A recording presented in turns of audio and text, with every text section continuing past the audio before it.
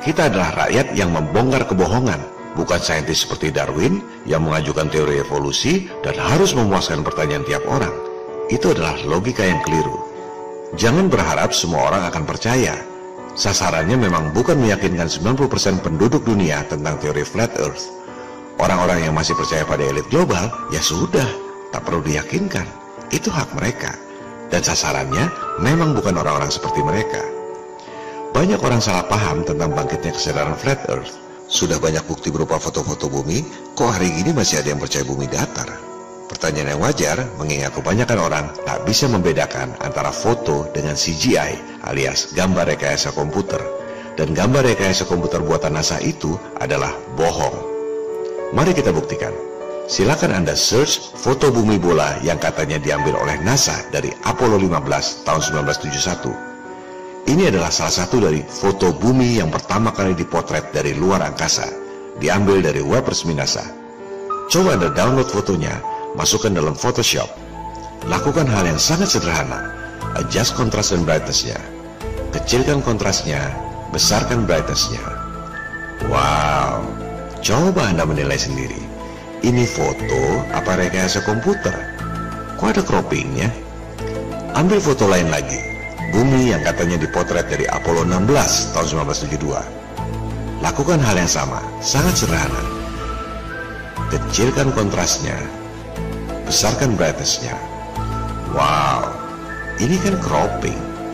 Jadi ini foto atau gambar? Silakan Anda menilai sendiri. Lihat, bentuk bolanya saja beda-beda.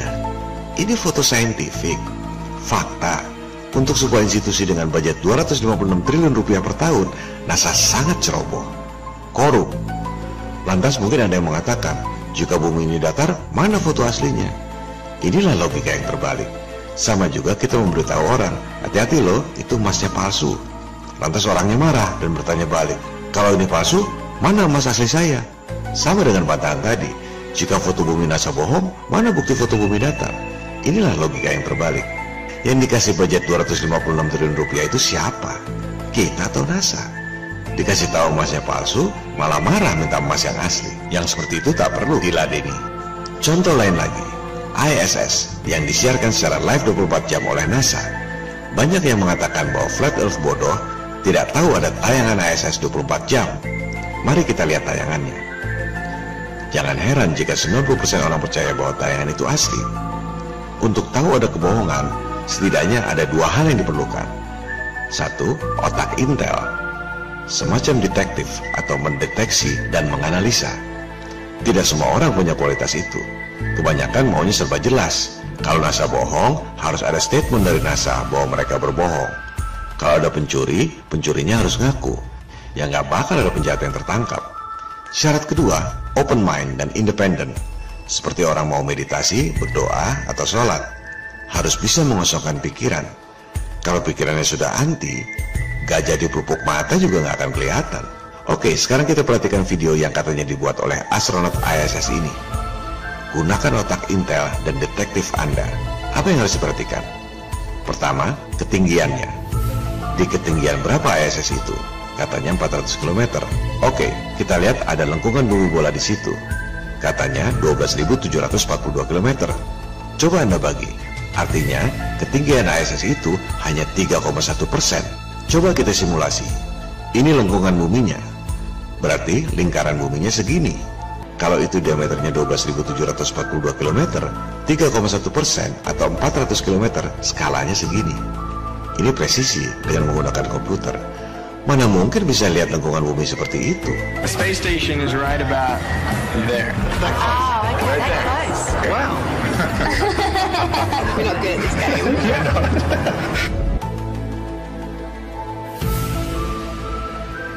Atau kita sederhanakan lagi. Misalnya pinggang Anda 30 cm, dipotret dari jarak 3,1%-nya. Dipotret tak sampai 1 cm dari pinggang Anda. Mana bisa melihat lingkungan pinggang? Jadi, dari ketinggian 400 km, tak mungkin ada lengkungan bumi seperti itu. Bohong nomor 1. Kedua, berapa kecepatan ISS? Lihat saja tulisan di bawahnya, 17.000 mile per hour atau 28.000 km per jam, 22,8 kali kecepatan suara. Anda percaya parabola rapuh itu bisa tahan bergerak dengan 23 kali kecepatan suara? Kalau panel-panel rapuh itu bisa tahan 23 kali kecepatan suara, buat apa pesawat yang cuma 3 kali kecepatan suara ini didesain begitu kokoh dan aerodinamis? Pilihan ada pada diri Anda. Mana yang lebih masuk akal buat Anda? Ketiga, berapa suhu udaranya? Coba Anda buka situs Atmospheric Sciences. Di situ ada daftar suhu pada ketinggian atmosfer. Mereka mempelajari ini sejak tahun 1958. Van Allen Belt, mungkin Anda pernah dengar. Kita gunakan data yang dibuat dan diakui oleh kalangan saintis sendiri. Anda lihat, pada ketinggian 400 km, suhunya 1600 derajat Celcius. Seberapa panas itu? Silakan Anda cek. Itu adalah suhu blast furnace, tungku untuk meleburkan logam. Dari bahan apa ASS itu sehingga tahan suhu untuk meleburkan logam? Gunakan akal sehat. Pilihan ada pada diri Anda. Anda percaya astronot itu berada pada suhu yang mampu meleburkan logam dan santai mengambang pada 23 kali kecepatan suara?